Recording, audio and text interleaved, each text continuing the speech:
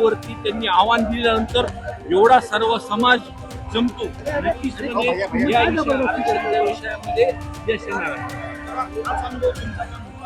एवढा जोर इकडे नका दाखवू. हे अजून किंवा त्याच्या मागे कोण होतं हे अजून पोलिसांनी सांगितलेलं नाही.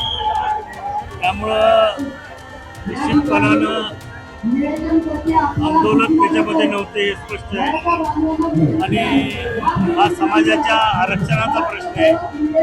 त्यामुळं आम्ही दादांच्या सोबत सत्ताधारी आमदार आहेत तुम्ही, सरकारला विनंती करता. सरकारला आम्ही बऱ्याच वेळेला विनंती केलेली आहे की आंदोलन सुरू होण्याच्या आधी 2 महिन्यापासून आम्ही विनंती करतोय की याच्यामध्ये सरकारने सकारात्मक निर्णय घ्यावा. म्हणजे आमदारांचं पण ऐकत नाही सरकार.